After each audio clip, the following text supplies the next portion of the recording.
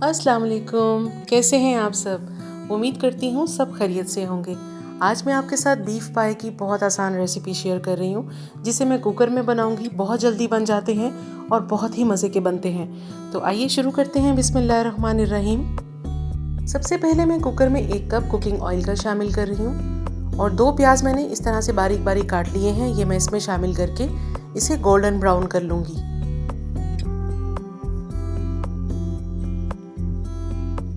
और ब्राउन करने के बाद इसमें लहसुन और अदरक का पेस्ट मैं शामिल करूंगी। 1 चम्मच लहसुन का पेस्ट है और 1 चम्मच ही अदरक का पेस्ट है, यानी कि टेबल स्पून हैं। तो बस इसको भी थोड़ा सा भून लेते हैं।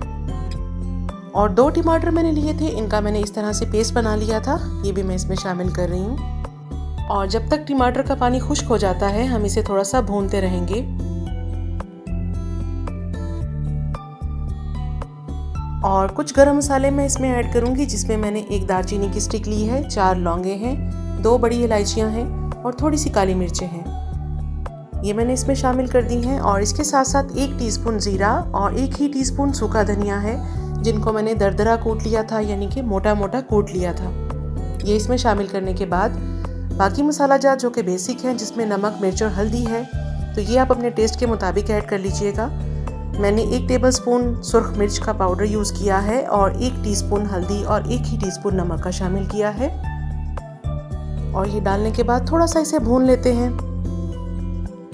और ये देखिए, बीफ के पाए मैंने इस तरह से, ये 1 पाया है, इसके मैंने पीसेस कटवा लिए थे और अच्छी तरह से इसे वॉश कर लिया है। और इसको भी 2 से 3 मिनट के लिए अच्छी तरह से भून लेंगे।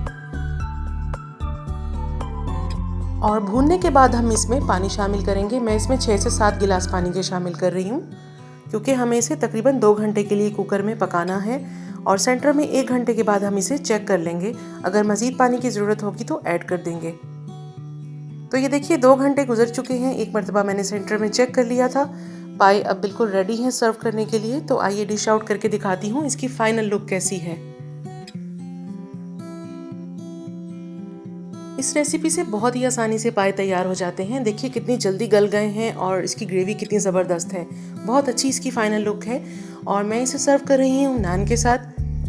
तो बस आप लोग भी इसी रेसिपी से ट्राई कीजिएगा और मुझे कमेंट करके बताइएगा मेरी रेसिपी आपको कैसी लगी। और अगर मेरे चैनल को सब्सक्राइब नहीं किया तो सब्सक्राइब कर दें और मेरी रेसिपीज़ को अपने फ्रेंड्स और फैमिली में शेयर भी करें। और मुझे अपनी दुआओं में याद रखिएगा। अल्लाह हाफिज़।